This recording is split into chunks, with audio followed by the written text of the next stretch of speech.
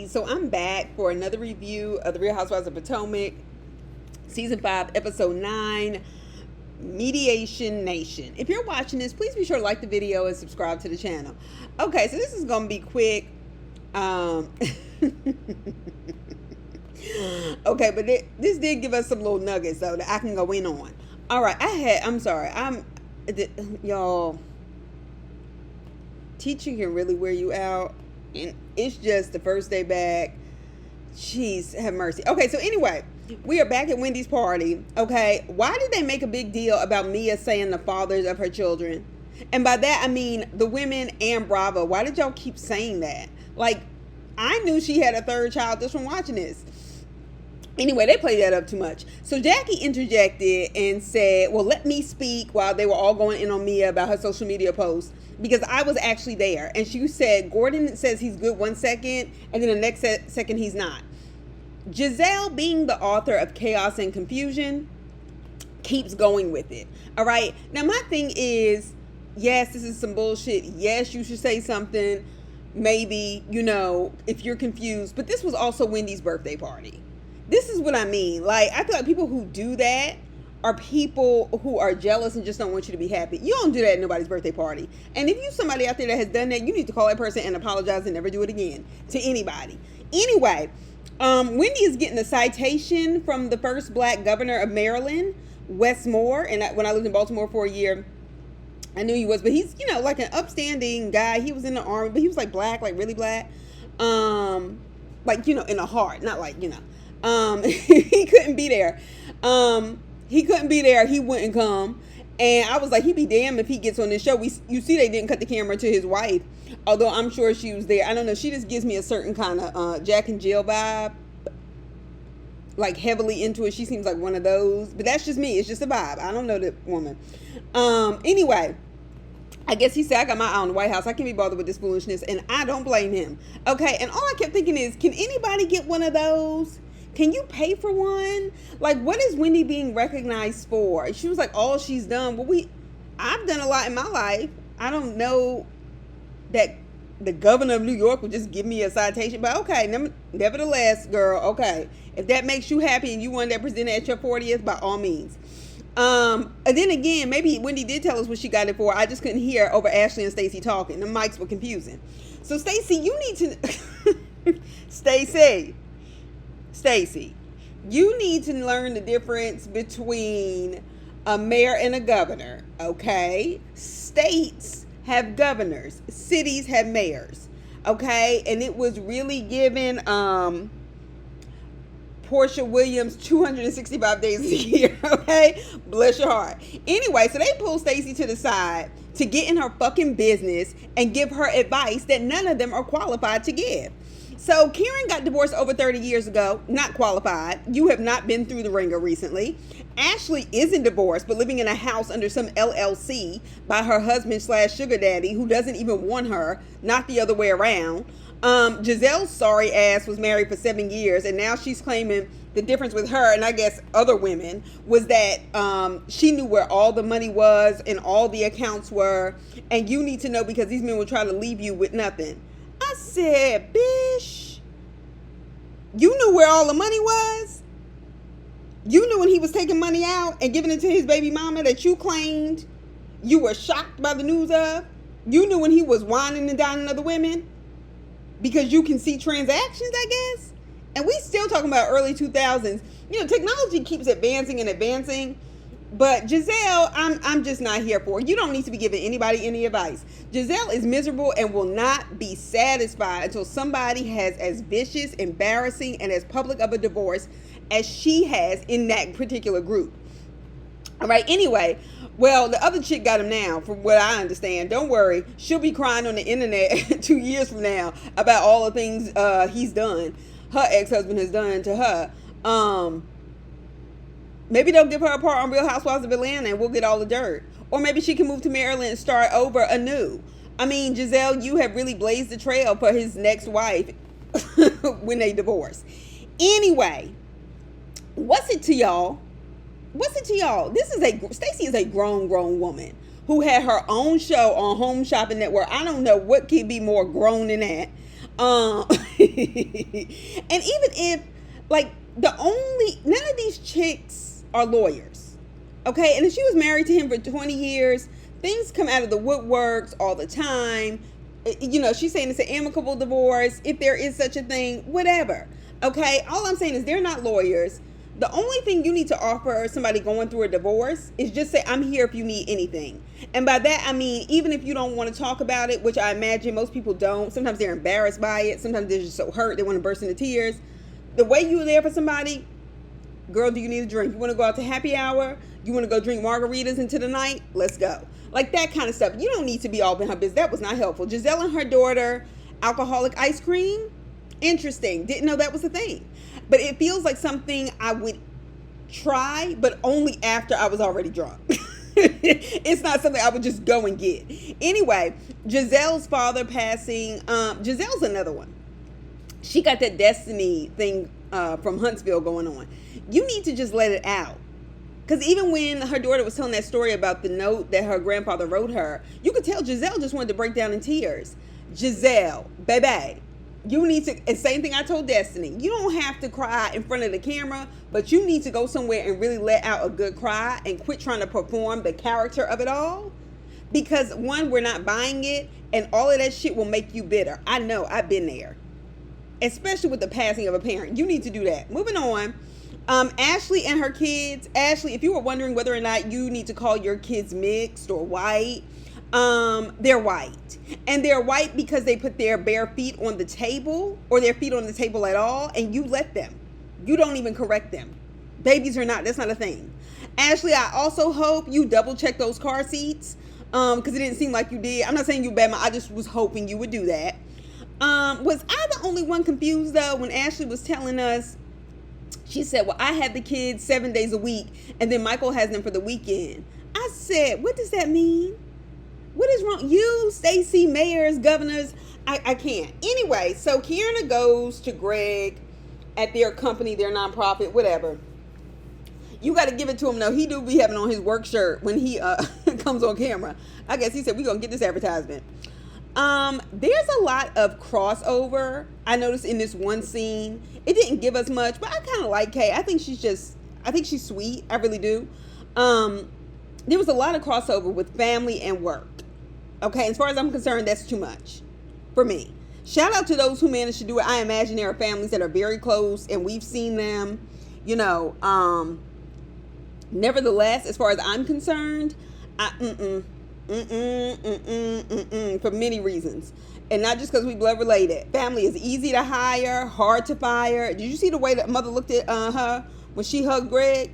I can tell you right now, it's too much working together. It's too much working together. Greg is showing his caveman side. Those are Kay's words, not mine. He thinks she should cook for him and that she's his employee and she doesn't like it when he calls her that, but he continues to do so. He wants these things, and that's a problem as far as I'm concerned, because y'all are partners and you don't have a ring. And I didn't start with that because even if you don't have a ring, like, it's not my job to do these things for you. You're a grown man with three kids. You should be sufficiently independent. Miss me, okay? It's annoying to me. I don't know if they're setting her up, but whatever it is. I mean, he's 42. He's not definitely older than her, okay? She's 36. So look, this 6 years apart. That's not too bad.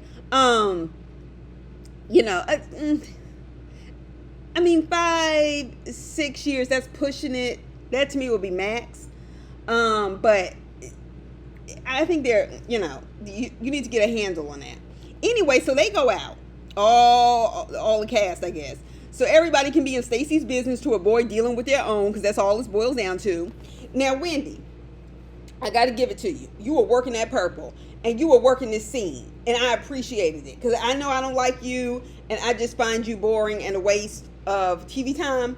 But nevertheless, I was here for it this time. So Stacey was stunting too. Anyway, let me tell you, Giselle, and this goes for everybody on this cast. I do not like to go out to drink and people order charcuterie boards. Okay, that has a time and a place. Okay? Give me fries, onion rings, buffalo wings. I'm an Atlanta girl. Do not bring no charcuterie board while we just gonna be drinking. Miss me. Anyway, I hate when people do that. And that's why I don't like going to work events. I'm like, what's wrong with y'all?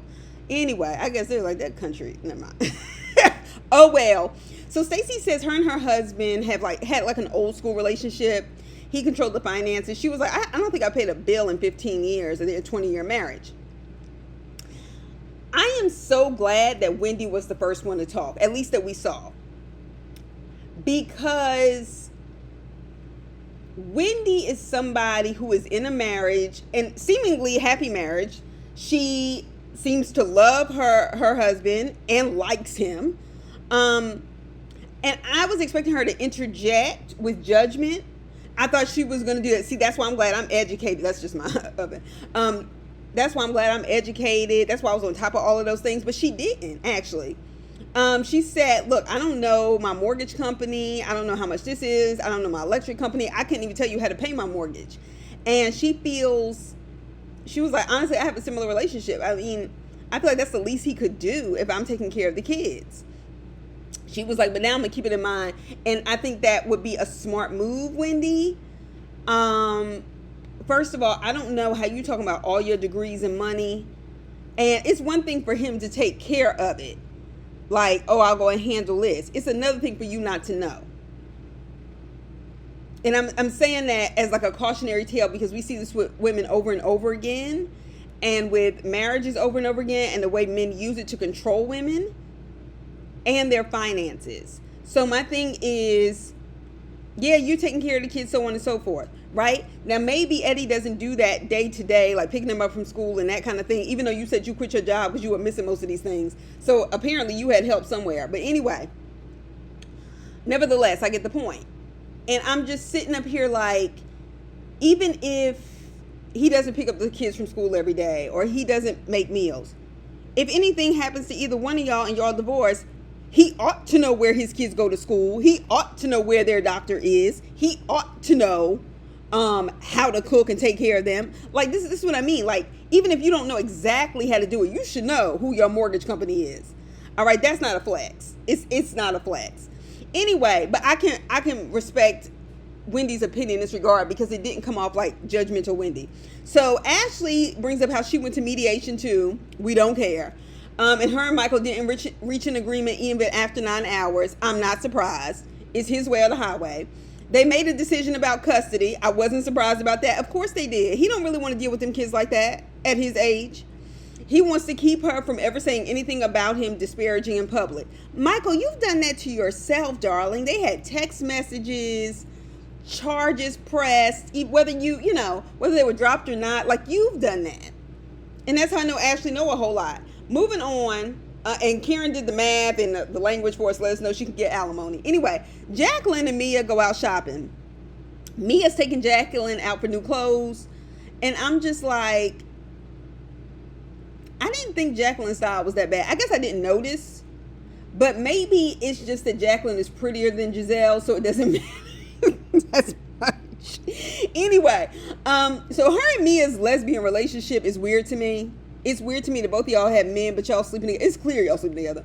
If you want to be her sugar mama, please leave us out of it. We don't want to see that on the show no more. We just don't.